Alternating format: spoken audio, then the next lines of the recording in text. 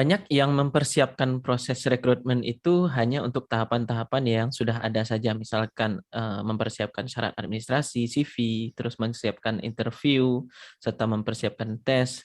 Tetapi banyak yang tidak menyiapkan untuk proses negosiasi kontrak dan gaji. Padahal negosiasi kontrak dan gaji ini adalah sesuatu yang kita inginkan gitu ketika kita masuk ke satu perusahaan. Nah, bagaimana cara supaya kita bisa sukses memenangkan negosiasi kontrak dan gaji termasuk di dalamnya? Nah, kali ini kita akan berdiskusi dengan Putri Novelia. Namun sebelum mulai, jangan lupa untuk like, komen, dan juga subscribe serta share jika menurut kamu informasi ini bermanfaat. Halo Putri. Halo Uh, Daim, ketemu lagi Put. ketemu lagi. Nah, baik Put. Kali ini mau diskusi terkait dengan negosiasi kontrak dan gaji gitu Put. Ya, boleh, Karena boleh, boleh. ini mungkin pertama share pengalaman dulu lah, Put. Oke, Share pengalaman, ada 2 pengalaman sih. Pengalaman yang pertama pengalaman pribadi. silakan. Jadi pas saat dulu awal masuk kerja, ternyata gaji yang saya taruh gaji yang Raim taruh di apa? Kan form HR itu kan biasanya ada gaji yang diinginkan berapa, expected salary-nya berapa gitu Ya, kan. Terus tiba-tiba pas kita udah ikut interview yang lain-lain gitu, pas di akhir HR-nya ngomong, Mas, ini kita nggak ada negosiasi gaji ya gitu. Loh, kenapa Mbak gitu kan? Ya karena gaji yang Mas tawarkan itu di bawah rate kita katanya.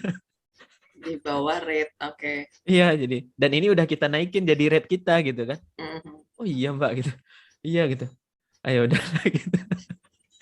Nah itu satu gitu kan. Iya. Jadi saya pengalaman satu.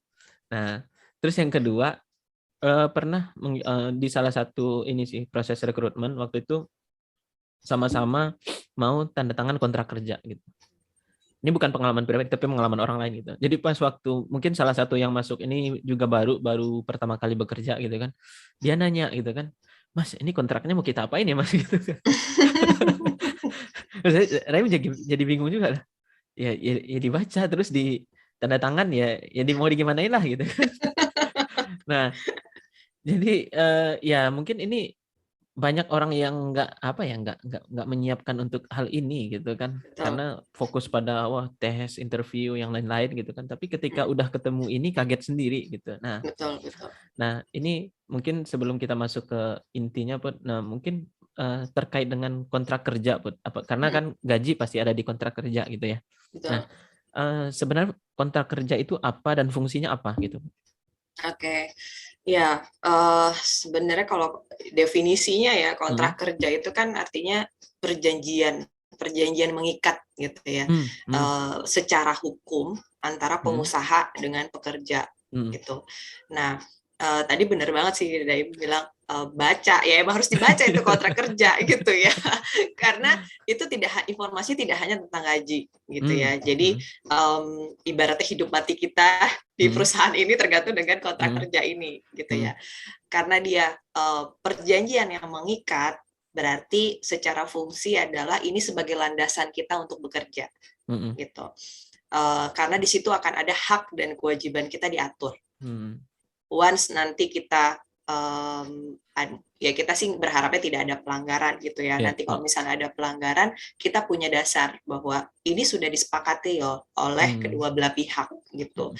Jadi kita bekerja itu punya dasar, punya landasan, kita dilindungi secara hukum gitu Hmm. ya, bahwa kita bekerja di perusahaan ini gitu. Makanya pada saat kita mau tanda tangan kontrak, penting banget kita harus baca dengan teliti Hmm. isi kontraknya itu apa. Hmm. Jangan cuma lihat gajinya aja Nah gitu. itu dia.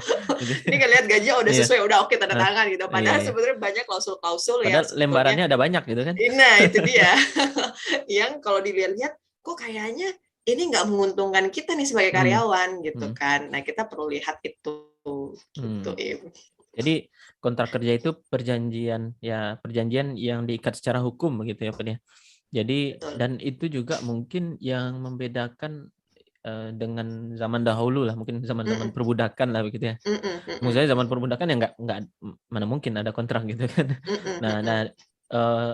hak dan kewajiban kita sebagai pekerja ya diatur di kontrak kerja tersebut begitu ya, dan termasuk hak kewajiban perusahaan juga gitu ya Pak ya. Betul, betul. Jadi ya memang penting sekali untuk membaca kontrak kerja ini gitu. Iya, ya kalau nikah aja didaftari ke KUA Oh gitu iya. loh.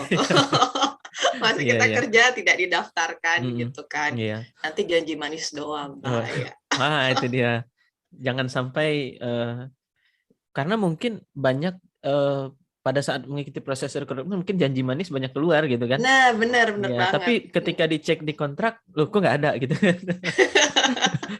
Iya, benar Atau malah banget. kok beda gitu kan.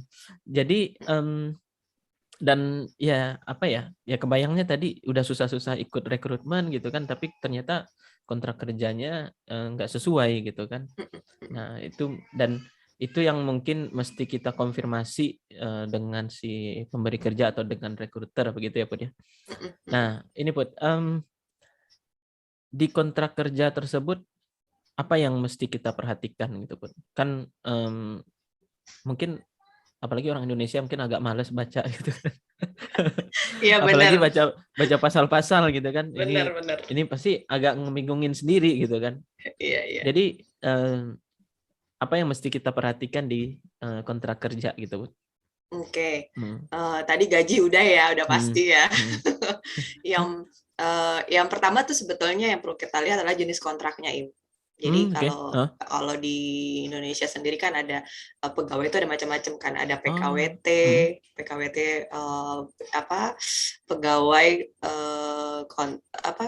dengan waktu tertentu ya, pegawai dengan waktu tertentu gitu ya, artinya dia kontrak gitu. Sementara ada yang PKWTT yang tidak tertentu, artinya ini permanen. Nah, itu kita perlu tahu ini sebenarnya kita ini di-hire untuk bukan posisi ya, untuk jenis employee apa, employment apa gitu ya, kontrak atau permanen. Karena ini treatmentnya beda, bisa jadi beda. Kalau misalnya kontrak, ya itu nanti akan berpengaruh pada jenis pekerjaannya, waktunya gitu ya. Kalau tetap bisa jadi nanti akan ada masa probation gitu. Jadi itu perlu kita pelajari terlebih dahulu gitu ya, jenisnya apa. Taunya dari mana? Taunya dari mana? Itu biasanya ada di atas di atas kontrak itu, judul di atas tuh udah kelihatan biasanya. Di situ bahwa kita kita ini sebagai PKWT atau PKWTT gitu. Terus yang kedua adalah pihak yang terkaitnya siapa. Pihak yang terkait kan pasti akan pengusaha dan pekerja. Nah, ini yang mungkin kadang-kadang suka kelewat gitu sama kita. Selama ini bisa jadi kita diinterview sama perusahaan X misalnya gitu ya. Kita cek di kontrak itu, benar nggak pihak pertamanya itu adalah perusahaan X. Jangan-jangan bukan perusahaan X tapi perusahaan Y misalnya gitu. Kalau perusahaan Y berarti bisa jadi ini dialihdayakan. Ibaratnya kayak gitu. Nah, itu kita perlu lihat tuh pihak-pihaknya siapa aja gitu ya. Apakah pengusahanya siapa, kemudian pihak keduanya berarti kita sebagai pekerja gitu ya. Nah, untuk kemudian adalah posisinya, posisi, kemudian kalau bahasa kita biasanya job role-nya apa gitu ya, job desk-nya apa, kemudian tugasnya apalah, itu di situ harus jelas tuh di situ.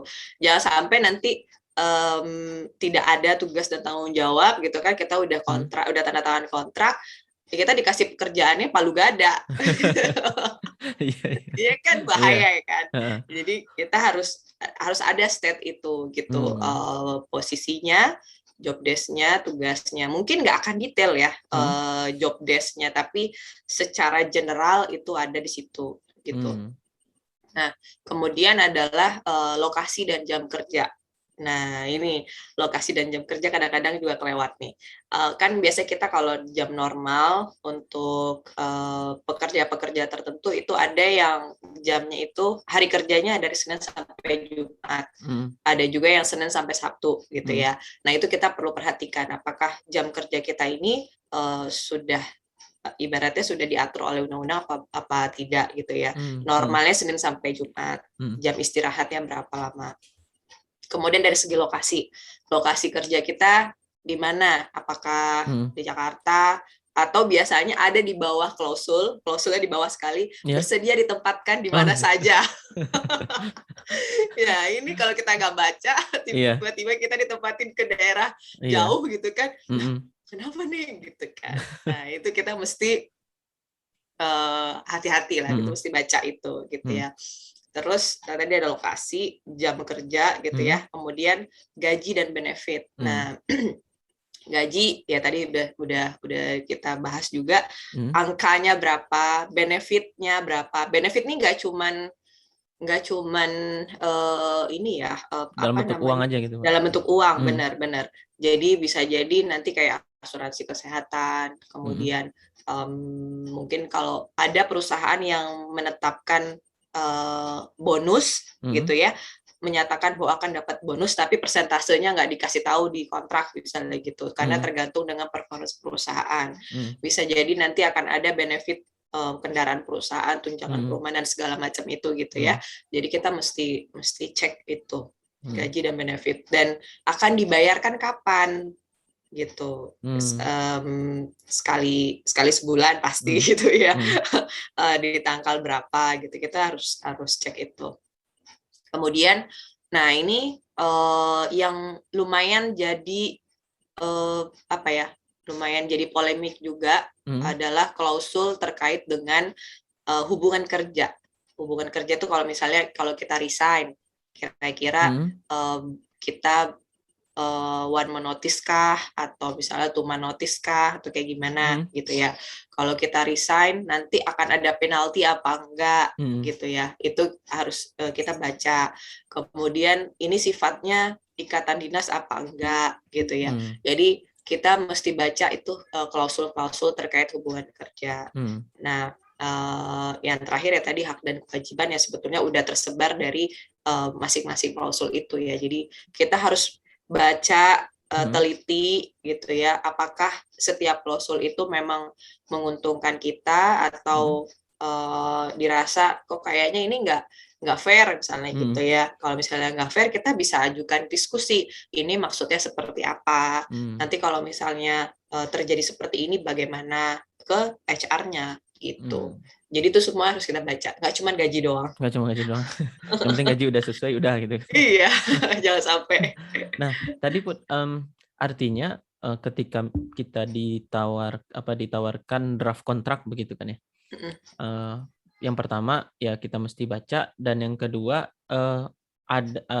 kita bisa mengajukan proses negosiasi begitu ya Pak ya. Misalkan jika ada poin-poin yang kita tidak setujui begitu kan. Maksudnya kadang mungkin gimana ya, karena kalau saya ngelihat dari sisi perasaan si orang pencari kerja, apalagi mungkin yang baru-baru yang penting dapat kerja dulu aja gitu kan, sehingga merasa bahwa padahal kan negosiasi kontrak kerja ini membuat kita setara begitu kan, maksudnya dengan perusahaan gitu kan, tapi mungkin kadang kita ngerasa wah kita di bawah perusahaan begitu kan, sehingga mungkin kadang ada hak-hak yang terkadang karena mungkin tambah baru juga kayak nggak enak kalau disampaikan gitu kan. Bener. Mungkin banyak kayak gitu kan, apalagi di konten sebelumnya Putri menyampaikan kooperatif begitu kan. Nah tadi mungkin sebelum masuk ke situ Put, ini kan kontrak kerjanya kan panjang tadi Putri sampaikan juga, ternyata banyak banget list-list atau daftar yang ada di kontrak kerja gitu kan. Apakah kita boleh mengajukan, karena kan gini, biasanya langsung ditawarkan, langsung diminta tanda tangan gitu kan. Boleh nggak kita mengajukan, kita baca dulu sehari atau 2 hari untuk kontrak kerja itu, Put? Boleh banget. Boleh banget, karena itu hak kita kan. Itu hak kita sebagai pekerja untuk membaca. Dan ingat tadi, kontrak kerja itu kesepakatan. Jadi kalau tidak terjadi kesepakatan ya kita tidak wajib untuk bekerja di situ, gitu kan? Iya kan? Jadi ini harus ada kesepakatan. Artinya ketika kita sepakat, ya kita sepakat dengan klausul-klausul yang ada di kontrak kerja, dan perusahaan atau si pemberi kerja juga sepakat akan memberikan hak kita karena kita sudah melakukan kewajiban kita. Jadi memang harus ada kata sepakat ini. Nah, kalau misalnya kita butuh waktu, ya boleh-boleh aja kita minta waktu untuk memahami isi kontrak kerja ini seperti apa. Nah, ini yang mungkin share ini ya, kasus-kasus yang lumayan sering ya, Im ya. Dalam artian kontrak kerjanya ini belum fix, tapi si kandidat ini udah resign dari kantornya yang sebelumnya. Nah, itu kan berbahaya sebetulnya ya. Iya. Karena kita belum dapat kesepakatan dengan perusahaan berikutnya gitu. Jadi artinya gini, selama belum ada kesepakatan, kita stay, artinya gitu. Si kandidat maksudnya itu kandidat perlu smart juga bahwa ya kan belum ada kesepakatan apapun dengan perusahaan berikutnya gitu. Jadi saya belum berhak juga untuk resign di kantor ini gitu kan. Dan tadi proses resign itu nggak langsung, Pak saya mau resign hari ini, nggak gitu juga gitu. Langsung beres-beres barang langsung pergi gitu. Nggak gitu juga kan, ada prosesnya, 1 month notice, 2 month notice gitu kan. Jadi harus benar-benar harus dipahami itu gitu. Ya kalau misalnya tadi ditanya, boleh nggak kita pelajari? Boleh banget, harus bahkan. Harus, ya. Artinya, iya sih. Karena dulu kebayang juga, dulu sempat ngambil libur gitu. Untuk membaca kontrak itu. Enggak, iya untuk baca kontrak itu iya. Terus sama ini sih tadi ya sama yang Putri sampai tadi sih. Jadi kan ya jangan buru-buru resign begitu kan sebelum kita mendapatkan kesepakatan begitu kan ya. Maksudnya kesepakatannya seperti apa begitu kan. Dan juga kalau dari perusahaan sebelumnya juga pasti ada ya 1 month notice-nya lah gitu kan. Dan dari perusahaan yang baru juga nggak mungkin siap bekerja secepat mungkin ya. Cuma secepat mungkin ini kan langsung tanda tangan kontrak hari ini langsung masuk hari besoknya kan nggak mungkin juga gitu kan. Iya benar. Tapi ada durasi tanggalnya dan mungkin itu yang harus kita pastikan juga di perusahaan gitu ya. Karena dulu itu ngambil ini sih Put. Dulu sebelum resign kan ya pas mau resign kan ngasih tahu saya udah diterima kerja di sini begitu kan. Nah, tapi tanggalnya agak dimundurin dikit gitu. Jadi ada durasi pas keluar dari kantor dan sebelum masuk kantor yang baru itu ada durasi kosong buat liburan gitu. Buat liburan. Ya itu mah pintar-pintar aja. Nah, Put, tadi balik ke yang pertanyaan sebelumnya Put, terkait dengan batasan kooperatif gitu. Karena bisa jadi namanya negosiasi kan pasti nggak akan berjalan lancar gitu kan. Ya kemungkinan besar nggak akan berjalan lancar lah kan kalau yang negosiasi itu gitu kan. Nah, sebatas apa kita bisa gimana bahasanya? Sebatas apa kita kooperatifnya di saat negosiasi gitu. Oke, spesifik ya, negosiasi gaji ya. Negosiasi gaji. Negosiasi gaji. Jadi ini sejauh apa batasan kooperatifnya? Sejauh kita bisa mentolerir itu, Im. Karena gini, tadi kan udah kita bahas ya kalau gaji dan benefit itu tidak selalu berkaitan dengan uang, gitu ya. Kemudian klausul-klausul yang lainnya kira-kira itu dianggap menguntungkan kita apa tidak gitu ya. Sama balik lagi ini tujuan kita kerja itu apa. Jadi karena nggak semua orang menganggap bahwa saya kerja untuk mencari uang. Memang uang perlu ya. Kita butuh uang untuk menghidupi sehari-hari kita, itu kita butuh uang. Tapi ada beberapa orang yang mungkin mereka uang penting tapi ada value nih yang mau saya dapatkan di perusahaan ini, misalnya gitu kan. Bisa jadi mungkin gajinya kecil, tapi ini kesempatan saya untuk mempelajari dari segi job desk misalnya gitu ya. Job desk-nya sangat holistik, sangat besar gitu ya. Dia mungkin ada jabatannya juga gitu, tapi mungkin gajinya nggak sesuai dengan rata-rata jabatan itu di pasaran misalnya gitu. Tapi dia melihat nggak apa-apa deh gajinya dikit, tapi ini kesempatan nih buat saya untuk mengeksplor tentang pekerjaan saya lebih dalam lagi, gitu kan. Kemudian nggak apa-apa deh gajinya mungkin dikit, tapi ini asuransi full cover nih, gitu kan. Kemudian saya dapat tunjangan transportasi nih, dapat mobil perusahaan, mobil dinas gitu. Nah, itu tuh kan yang tahu kebutuhannya kayak apa, yang tahu bisa menerima apa enggak, itu kan diri kita. Makanya artinya tuh kita kalau memang ada sesuatu yang tidak sesuai dengan kebutuhan kita akan lakukan diskusi. Nah, dari diskusi itu nanti kita tahu kan posisinya perusahaan kayak apa. Karena perusahaan juga nggak semerta-merta langsung kamu maunya ini ya udah langsung kita kasih, nggak gitu juga gitu kan. Karena kan perusahaan punya standar, punya kebijakan sendiri terkait dengan benefit ataupun pengelolaan talent di perusahaannya gitu ya. Nah, di sini kita perlu merefleksikan lagi nih kira-kira kita bisa mentolerir itu apa enggak gitu. Balik lagi sih ke tujuan kita kerja apa gitu ya. Jadi kalau memang ternyata kita kayaknya nggak cocok nih, saya nggak bisa mentolerir ini, ya udah nggak usah diterima. Gitu kan. Kalau misalnya nggak apa-apa saya terima dengan segala konsekuensi yang ada karena saya butuh kerja misalnya gitu kan, karena ini kesempatan buat saya, ya go ahead ambil gitu. Jadi itu dibalikin lagi ke diri kita sendiri. Nah kalau tadi kasusnya Daim ada waktu sendiri untuk refleksi gitu kan, ya kalau bisa. Kalau di agama kita, kalau perlu istiqoroh gitu ya. Iya, benar. Kalau perlu istiqoroh lah gitu. Iya. Karena memang ya ini hidup kita gitu. Iya, benar sih.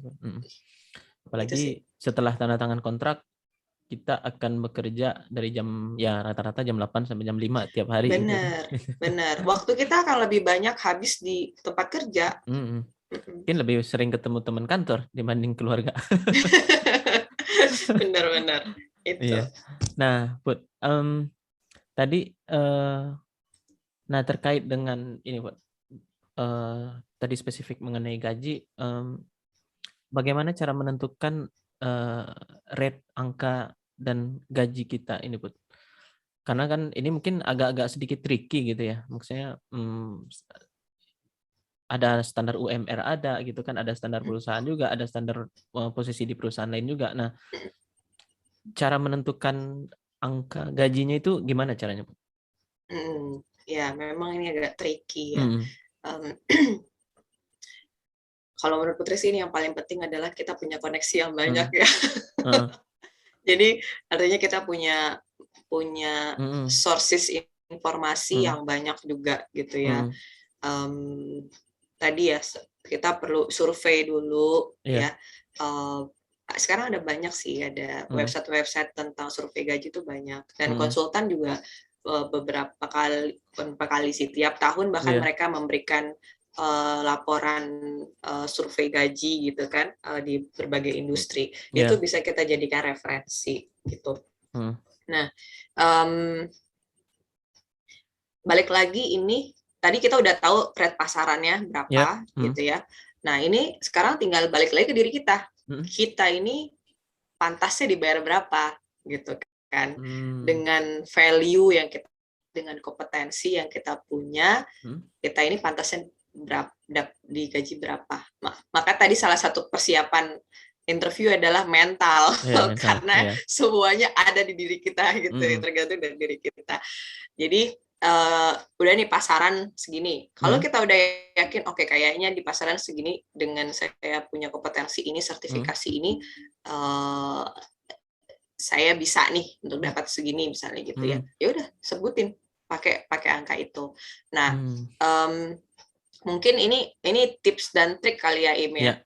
Setelah kita tahu besaran gaji kita, karena bisa jadi itu tadi kayak kasusnya Daim tadi, ternyata rate-nya yang Daim harapkan di bawah kebijakan perusahaan gitu kan. Ternyata dapatnya di atas, itu kan kurang untung banget. Untung banget loh itu. Iya, untung banget. Iya, benar. Untung banget kan, baik perusahaannya. Nah, jadi kita perlu tahu lah itu ya. Jangan sampai nanti kita terlalu rendah mintanya atau terlalu tinggi. karena bisa jadi ini merugikan kita gitu. Kalau kita terlalu rendah, mungkin ada perusahaan yang baik kayak tadi, udah kita naikin gitu kan. Tapi ada juga yang ya udah kita kasih. Lo tuh perusahaan kan mikirnya efisiensi ya kan. Iya benar. Dikasih gitu. Ada juga, tapi itu merugikan kita. Jadi akhirnya kita punya starting point yang rendah gitu. Kalau kita mau pindah, kita jadi kayak agak tricky juga buat naikinnya gitu kan. Nah, kalau misalnya terlalu tinggi, bisa jadi perusahaan malah jadi kayak, kamu kompetensinya segini aja, tapi kok gajinya ketinggian gitu kan. Jadi bisa jadi membuat perusahaan nggak tertarik sama kita. Nah, paling aman memang pakai rate dari yang ada di pasaran. Kalau misalnya kita mau naikin sekitar 20-30%. Itu standar apa ya? Ini dari pengalaman pribadi ya, pengalaman pindah kerja, kemudian handle rekrutmen, standarnya 20-30%. Jadi kalau mau naikin ya sekitar itu. Itu terus pada saat ini juga penting pada saat kita mau negosiasi gaji, jangan pernah nanya duluan saya digaji berapa. Sorry, gimana Put? Artinya kita sebagai kandidat, kita nggak perlu nanya duluan, saya digaji berapa ya Pak? Itu nggak perlu. Kenapa Put? Ini pengalaman pribadi ya. Karena kalau bayangan Putri sebagai HR, kalau misalnya ditanya kayak gitu, kok kamu kerja cuma nyari duit doang? Gitu. Jadi biarkan HR yang bertanya duluan. Karena jangan itu kita yang bertanya gitu. Benar. Karena itu pasti akan ditanya sama HR. Proses kamu expected gajinya berapa itu pasti akan ditanyain. Ya mungkin ada perusahaan yang kamu digaji segini ya. Walaupun begitu kita kan tetap bisa melakukan negosiasi. Gitu. Kita jadi tahu kan berapa gajinya gitu. Makanya tadi balik lagi, kontrak kerja tuh penting gitu, karena di situ ada gaji. Misalnya nggak ditanyakan expected kita berapa, itu tertera dalam kontrak gitu.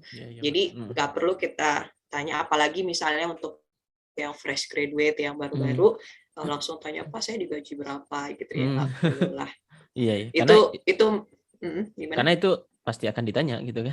Pasti akan ditanya gitu. Kalaupun nanya, caranya halusan dikit gitu ya. Jangan to the point kayak gitu. Jangan to the point gitu kan. Atau ya yang paling baik sih nunggu aja gitu kan. Tunggu aja, benar. Karena itu values kita lah, kalau Putri sih ngelihatnya itu sebagai values ya. Bahwa kita kerja tuh nggak cuma cari duit doang gitu. Itu sih, don't ask first ya. Kemudian kita juga harus, proses tawar menawar ini sebaiknya dilakukan secara tertulis nih, Im. Jadi ada bukti lah ya, ibaratnya kayak gitu ya. Kalau misalnya kita mau melakukan tawar menawar, termasuk kalau misalnya kita mungkin kalau kita langsung by phone gitu ya, telepon, kok kayaknya kita agak sungkan atau misalnya nggak nyaman untuk bilang boleh nggak dinaikin gitu. Nah, secara tertulis kita bisa aja mungkin merangkai kata yang lebih tepat gitu ya, sehingga komunikasinya bisa terjalin gitu. Jadi mungkin itu sih ininya, tipsnya. Tipsnya iya menarik banget sebut. Berarti ya tawar menawar sebaiknya dilakukan dalam bentuk tulisan gitu, misalkan email atau chat ya Put ya. Bener. Karena ya benar juga sih, karena si rekruter pasti pengalaman negosiasi lebih tinggi daripada pengalaman negosiasinya si calon karyawan gitu. Bener banget. Jadi kalau head to head secara kita berhadapan langsung ya pasti ya secara experience aja udah ini gitu kan, udah kalah gitu kan. Tapi mungkin secara yang lain kita menang gitu, misalkan kompetensi, pengalaman dan yang lain-lain begitu kan ya. Nah, tapi yang lebih baik ya dalam bentuk tulisan begitu ya, Put. Nah, Put, bagaimana kalau misalkan pada saat negosiasi ini udah deadlock, Put? Apakah serta-merta ya udah nggak jadi gitu? Atau kita ya deadlock gitu. Kalau diturunkan kita nggak mungkin juga gitu kan? Iya. Ini tadi kayak sama deh pertanyaan. Ya, Sama ya? Sama sih.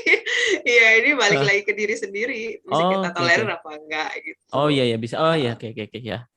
Artinya ya bisa ditolerir apakah tapi kalau misalkan gimana ya? Gimana Kalau gimana? misalkan sudah deadlock kan ya kita nggak bisa turun, si perusahaannya juga nggak bisa turun gitu kan. Artinya nggak jadi gitu kan ya. Artinya nggak jadi. Jadi Jadi kan balik lagi ke diri kan, kita oh, mentolerir angka segitu nggak? Kan? oke. Kita Ya. mentolerir apa kesepakatan itu nggak? Kalau Hmm. emang nggak ya tinggal disampaikan aja. Mohon maaf, Hmm. kayaknya kita belum berjodoh Pak, Bu, gitu. Oke. Nah, kalau kan tapi mungkin dari sisi psikologisnya gimana ya, Pak? Misalkan kalau dilihat ya dari sisi psikologisnya, kalau misalkan kita udah deadlock itu, bagusnya kita turunkan kita supaya diterima atau kita diturunkan supaya kita diterima atau kita tolak gitu. Maksudnya efek ke depannya karena mungkin akan eh, gimana ya, Pak ya? Akan kejadian misalkan kita udah terima itu kan terus tiba-tiba nyesel gitu. Nah, itu jangan Nah, sampai. mm, Itu jangan sampai.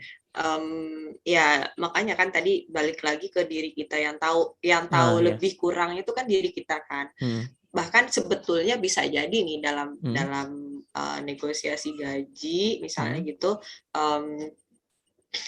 kita sebetulnya mungkin nggak nyampe 20-30% misalnya mm, gitu kan.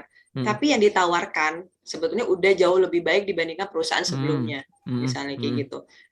Nah, ya ini balik lagi kan ke kita mau mm, nggak dengan harga segitu ya. Kalau mm, tidak, ya tinggal disampaikan bahwa kita nggak setuju misalnya mm, kayak gitu kan. mm, Tapi kalau dirasa-rasanya kita emang butuh banget nih kerjaan mm, ini gitu kan. mm, Mungkin pengalaman pribadi Putri lah ya Im ya. mm, Dulu pernah emang kerja itu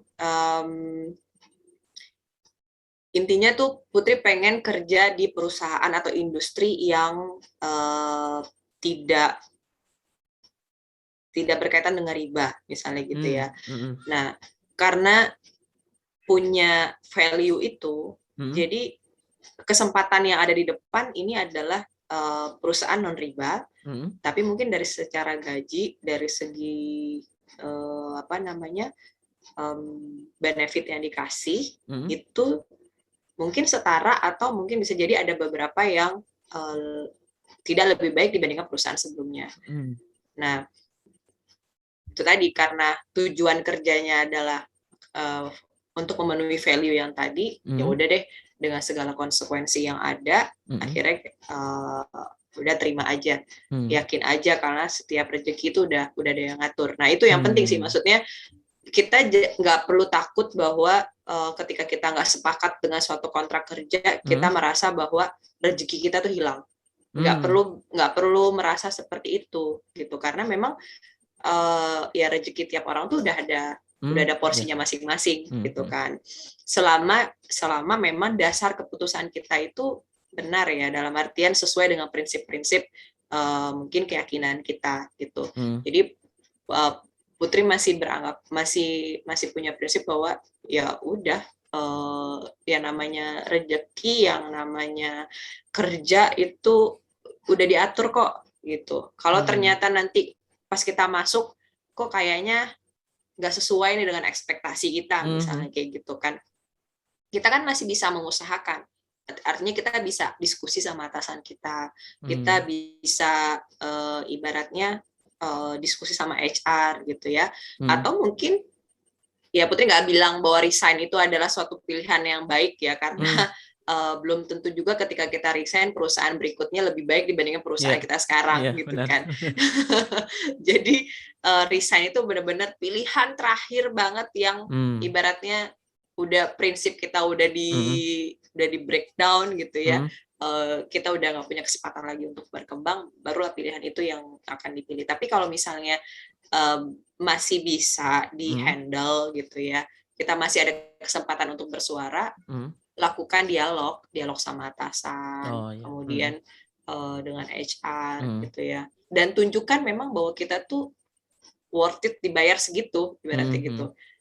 tunjukin dengan hasil kerja kita, nggak cuma nuntut doang gitu loh bahwa ini gaji teman saya lebih besar dibandingin saya misalnya kayak gitu, padahal kita kerjanya juga cuman ya Allah nggak ini doang gitu apa namanya ngabisin waktu doang ibaratnya gitu. Jangan sampai kayak gitu, kita harus tunjukin kalau memang kita tuh worth it dibayar segitu gitu. Gitu jadi sih.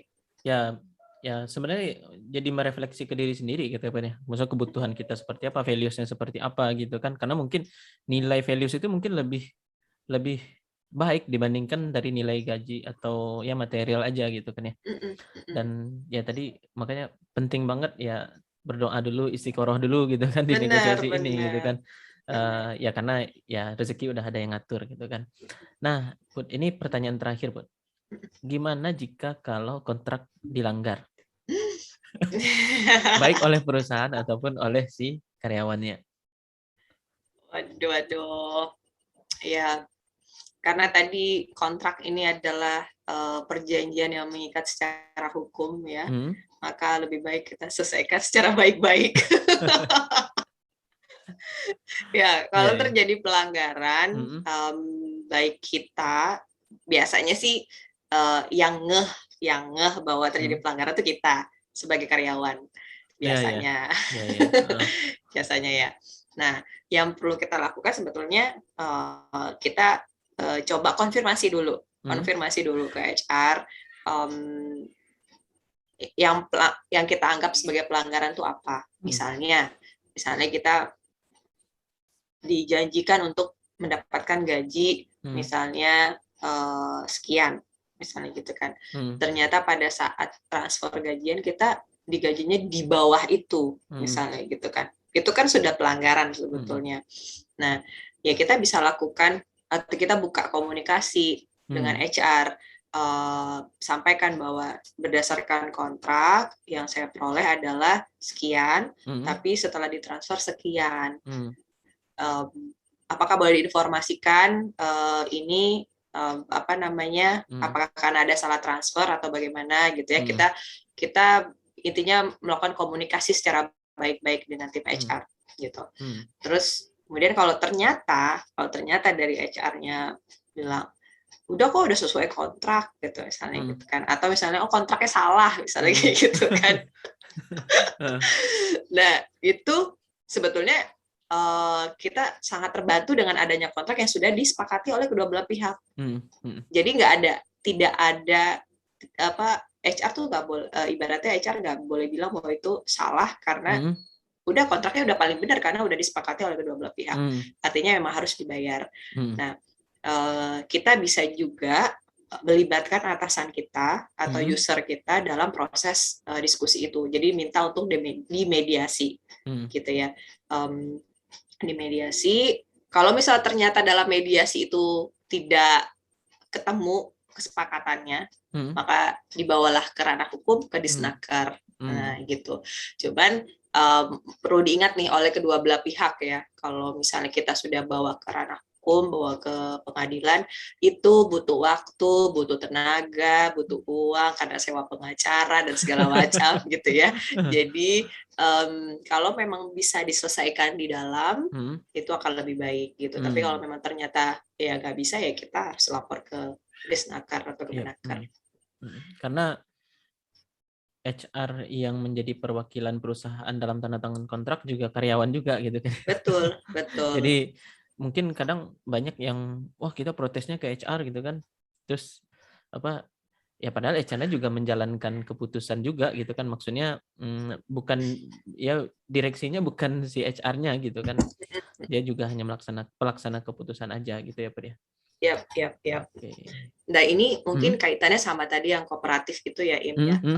Kita kadang-kadang kan kita kalau misalnya udah terjadi pelanggaran kita langsung emosi menggebu-gebu misalnya gitu kan. Nggak bisa ini gitu misalnya gitu kan. Nah, karena diawali dengan kerusuhan gitu kan. Bisa jadi proses belakang-belakangnya juga nggak mulus. Nah, makanya kita sebagai karyawan kita perlu ibaratnya kalau dalam keyakinan kita tabayun gitu ya, kita nanya dulu, kita berpikiran positif dulu gitu sebagai karyawan gitu ya, karena ya HR manusia juga gitu kan ya, kita juga si karyawannya juga manusia gitu. Jadi kesalahan itu ya sangat mungkin manusia itu melakukan kesalahan. Jadi memang lebih baik kita melakukan diskusi secara baik-baik itu sih. Ya. Jadi pas ketika ditemukan pelanggaran ya jangan langsung panas gitu ya Pak ya. Masih ada hari berikutnya kok gitu. Jadi nggak mesti langsung tiba-tiba rusuh terus tiba-tiba info sana sini hingga rame lah gitu kan. Tapi bisa diselesaikan dengan baik-baik begitu ya Pak ya. Betul. Nah, baik. Terima kasih banyak Putri. Ini cukup lama diskusi mengenai negosiasi kontrak karena memang ini cukup menarik gitu. Cukup menarik. Terima kasih banyak Putri. Kita ketemu lagi Put di konten-konten selanjutnya Put. Oke, siap.